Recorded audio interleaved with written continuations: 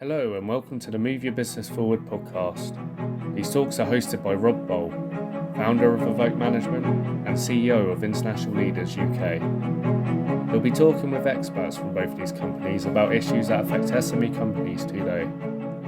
Welcome to this edition of the Move Your Business Forward podcast. We're currently focusing on the Big Squeeze campaign that we're talking about, so helping companies come up with ways of dealing with the current challenges they have.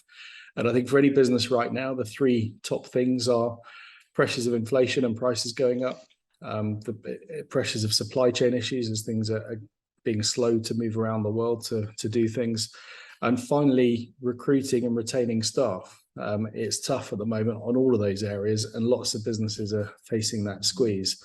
So today we're going to talk a little bit about technology and actually how businesses, especially SMEs, can leverage technology to help them bring about change or just be more efficient. And I think particularly thinking about recruitment, the difficulty with getting people, new people and retaining people, technology is a great way to make your current team more efficient, but also make life easier. So if you can help your current team with technology implemented in the right way without making some of the mistakes which we might touch on today, then I think you can add a huge amount of value to the business and your team.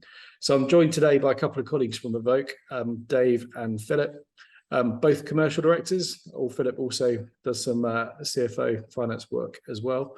So we're just going to have a conversation around that. So Dave, coming to you first, anything particular on your mind about your kind of top tips on encouraging a business to leverage technology and potentially some of the pitfalls they could avoid along the way? Well, I think it's interesting. The last podcast I did with you, Rob, we talked about processes and how businesses really need to understand how their business functions. And then once you've done that bit of work, then how you then can improve productivity is looking at technology in certain areas. So we talked a bit about pinch points in processes, what slows things down, and how you can improve. And there's so much great technology out there for people to use. And I think with the development of SaaS, software as a service technology, what's really interesting as well is that most of it's not that expensive. So, and in a lot of cases, a lot of people will try, give you a free trial of software so you can try before you buy effectively and see, does it actually make a difference and does it work? So yeah, it's looking at the areas in your business where things can help. And you talked about recruitment. There's so many different platforms out there to help you hire new people. And for me, recruitment tech is about helping you filter down to the best possible candidates. So, using the tech to make sure that the people that actually apply for the job can actually do what you want them to do and have the right skills and the right experience. So that's, I think, a great place to start on the recruitment side, filtering candidates, because we all get overwhelmed with candidates for jobs sometimes. So, most of the platforms will allow you to have seeded questions, so for filter questions. I was hiring for a French marketing manager a few years ago, and one of the key questions was, can you speak fluent French? Still managed to get a few people get through without it, which was quite remarkable. Yeah, no, agreed, Dave. This technology is there to be had. I think one of the challenges is choice. There's often too much choice, isn't there, to go to. Phil, what are your kind of initial thoughts on tech, leveraging it and avoiding pitfalls and ways to do it? I think knowing what kind of problem you're trying to solve, you can often, there's some fantastic tech out there to do all kinds of different things. Knowing kind of the problem you're solving, to recruitment, being a little bit specific in terms of, as Dave says, when you're looking for a specific person, knowing that up front, because you can tailor a lot of the software to do most of what you need. Taking a bit of time to understand it. I think there's a lot of software out there that you can dive straight in, there's a little bit of I won't say read the instructions page to page, but having a good understanding of what each bit of software does is really important, because you can often get involved or do trials on software which it might fail for one particular reason, and just knowing that in advance just helps time. There's not, you don't necessarily need to get in people to help you, but that sometimes can help, particularly if you're perhaps a little bit kind of technophobic. There's so much tech out there that you can be a little bit thrown by the kind of choices at you. So often, getting advice from someone who may be through the same experience is often really helpful. And often, having said all of that, not necessarily immediately trying to do everything straight away. By taking in a phased approach, you often find yourself kind of evolving something over a period of time. And I look at the tech now when it's just constantly evolving, enable you to do stuff. I mean, recruitment software, in terms of how it's come on, particularly, but in all that kind of other stuffs like process automation, financial software, etc. And knowing, initially you can use it to start with in a very basic way, but potentially you can expand that usage over a couple of years or 6 months or 2 days or whatever to do all kinds of other things, including integrating to other systems, linking in other processes you do within your business. So kind of starting off slow, but kind of always thinking about what you can be doing next to improve your life and make life easier for you. That's sort of where I do. It's interesting you say that. So yeah, improving life, improving how easy it is to do things. I mean, that's a great place to start, isn't it? It's right. Where are we inefficient? Where are we doing tasks that we could do it easier? Where are we maybe using more spreadsheets rather than a proper task management solution? It's picking up on those things and then making a start and not getting carried away and just trying to change the whole business model from implementing tech that's done, doing that too quick. Yeah. So what do you think starting point in terms of picking something that you think you can improve with some tech? What do you reckon starting point? Well, I'm just actually doing a project at the moment around looking at exactly that, a spreadsheet that has kind of like, life or death for that company. It has every piece of information. And the reality is that looking at it very simply about what are you trying to solve. I mean, in this case it's basically organizing projects and different projects with different resources. Now, with large companies, they have huge pieces of software that do that kind of work for them. Now, for a small business, now you can access pretty much all of the same functionality. In fact, probably more so, because small companies can be a lot more flexible and dynamic. And by accessing, some of the kind of tool sets out there, you can take what's a pretty, pain in the neck spreadsheet to work with and then transform it into something that's actually really useful. It's like, but you can ask yourself questions as you go along to say, well, how am I, do you actually need someone's address anymore? I mean, you do need it for invoicing, but do you actually need to spend a lot of time basically capturing their address? Because no one sends posts anymore. And it's asking those questions as you go along about, you're more interested in having their mobile number and their email address from a CRM perspective. From an invoicing perspective, yes, you need their address, but asking these questions as you go along, it's just kind of like, something like that is, I mean, I looked at it and I reckon that we can, implement a system pretty quickly within, days to be used by a few people, and then gradually roll that out to the rest of the business within a month. And it's not hard for people to understand. That's what I think is really great now is that where previously you'd make it would be very difficult to tailor it to your terminology in the business. Do you use a particular name for something that you have to change? Whereas all of that's now very easy to change. So I think that's kind of where I'd start, is looking at, some part of your business that's central, because often that's all you've padded it over a period of time, so it's no longer efficient. And that's often where looking at new technology may be a really great way of cutting down time and saving a lot of money. I think one of the challenges with that, and I think where I see companies go wrong, is they've got a process that they've developed over time and it works, and some of that might be their USP, and in that case, great, try and replicate it in a system to make it easier, less likely to fall over, less reliant on a spreadsheet. But then there's all these other tools out there that are designed to do a particular purpose, whether it's a CRM, we've mentioned recruitment, or a project management tool. And I see companies go, well, it doesn't work because it doesn't do what we do. And it's like, okay, well, someone's designed that platform to do a task or to do a process in a particular way. Why not adapt your process for that? And then it's going to work better. I think this is part of the approach, is do you try and customize what you do in a system, or do you go, actually, this is not a problem that we've only got. This is something that other people do all day long. And if someone's built a system, let's use that. Dave, have you got any thoughts on that in terms of how customized or how generic you should look for in a system, and just adapt for the system rather than try and reinvent it yourself? Yeah, I think the important thing there is, what is your business and how unique is your business? And I can give you a perspective from the flip side. So I used to work with a software producer. So they were doing a SaaS system that was all about helping health and safety run better in labs, and lab safety and tracking dangerous chemicals and who was doing what everywhere. And what they found was there was a core set of processes that every lab had to do. So they built their system to do all that. And then they had customers approaching them for something custom. And what they wanted to do was to look at all those custom processes and thought, well, if you do that, then maybe somebody else needed it as well. And so they actually used it as part of their product development process, where they would develop that new custom process if they felt there was a broader market for it, and give exclusivity to the partner that asked for it in the first place, but then roll it out to everybody. So it's the flip side of that, is how unique is your process really? And in most cases, it isn't unique. And one of the scary things we all hear in business is, well, we've always done it that way. And it's that, as you say, that mindset to get people to question, well, why do we do it that way? And is there a better way to do it? It may only be tweaked, but the end result is faster and better. I was talking with a friend at the weekend, and his daughter just started an internship at a company, and she was describing what she was doing.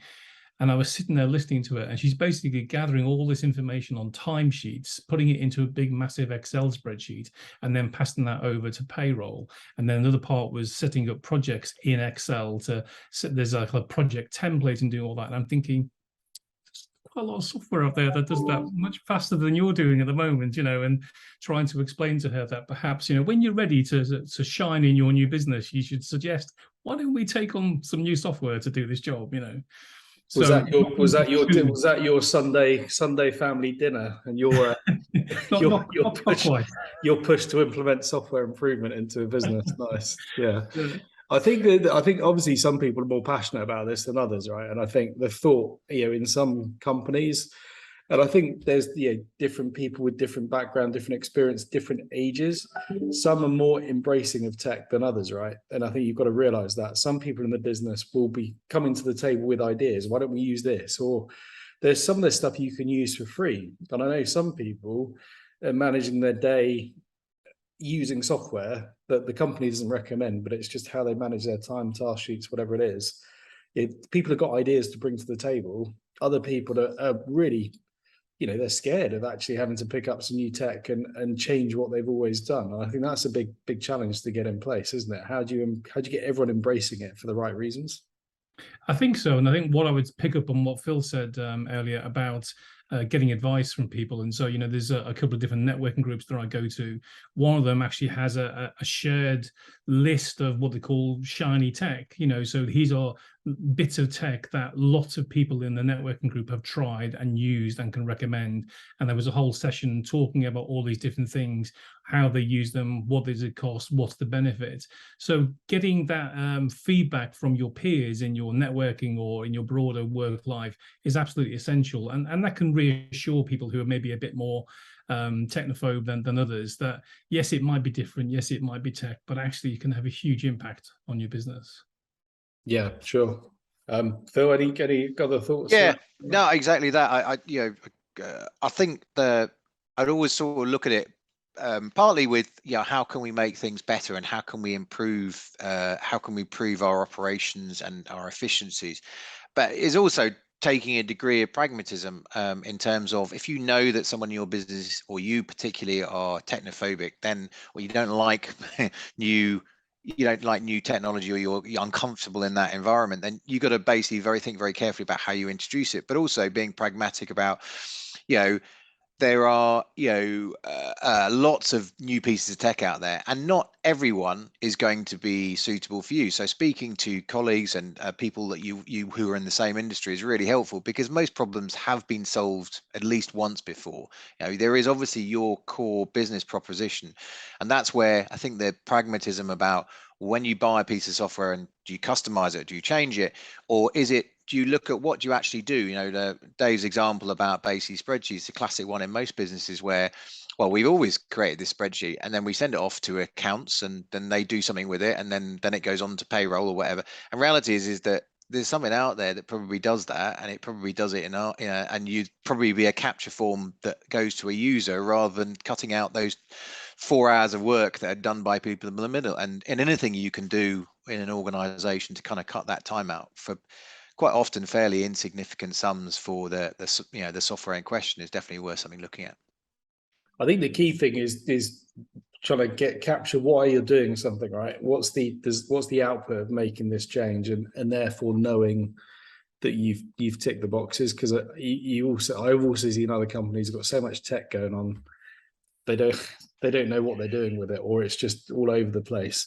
And I think the key thing is, right, we're going to implement this to save some time, save some money, make life easier, make communication better. Yeah, all these things you can go, right, that's why we're doing this. But you've got to then tick them off and make sure, yeah, we have done.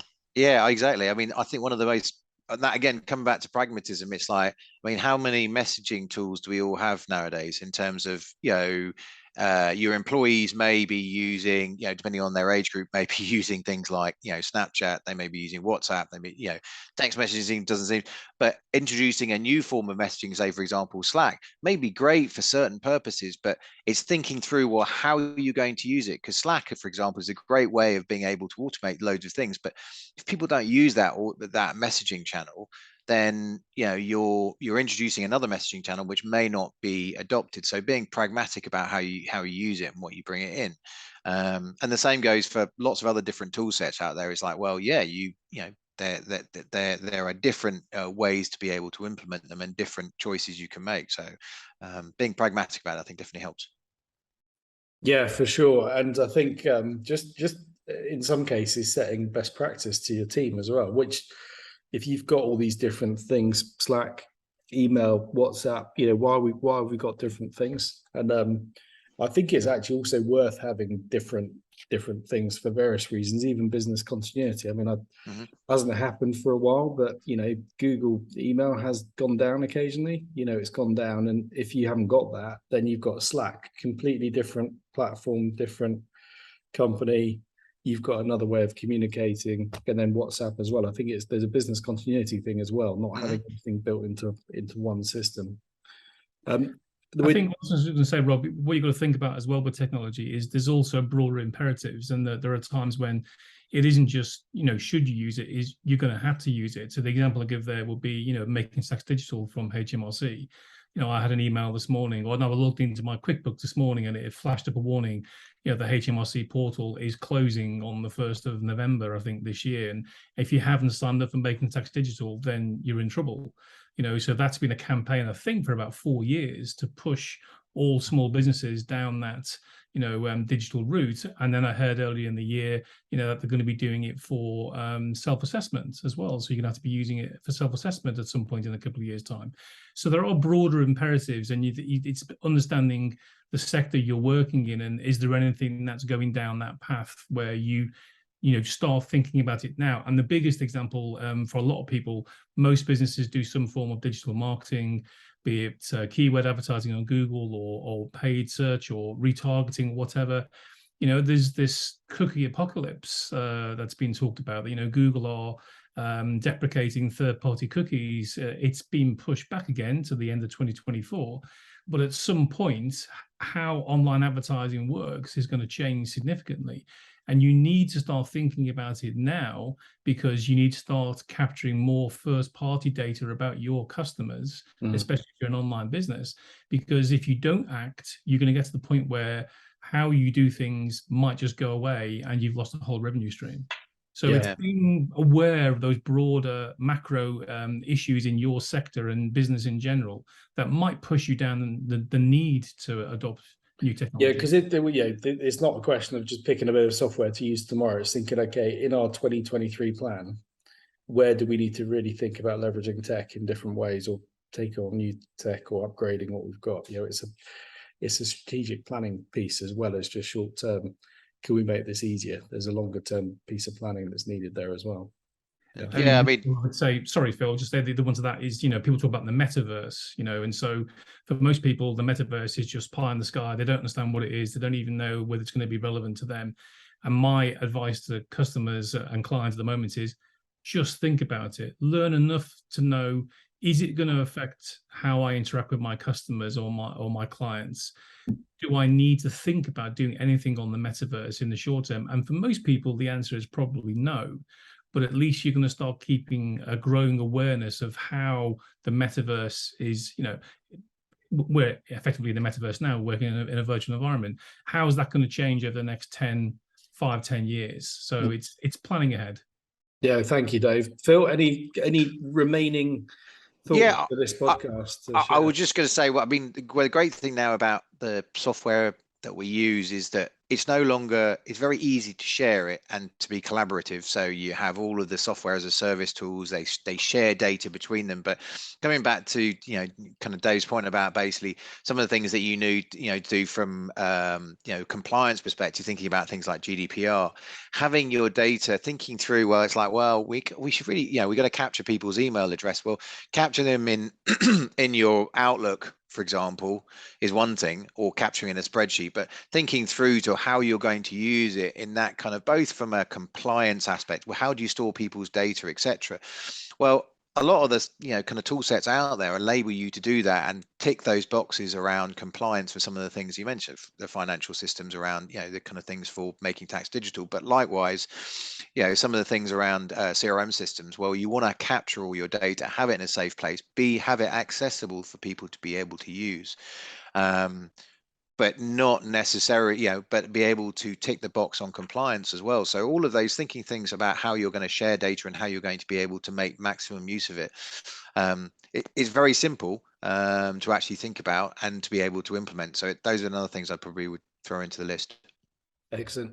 Look, thank you, guys. We're out of time for this podcast, but I really appreciate your contributions, some useful stuff that's come out there. So thank you both, and I look forward to talking to you again. Thanks for listening. If you'd like more information about the topics discussed in this podcast, then you can find us on our website at moveyourbusinessforward.com.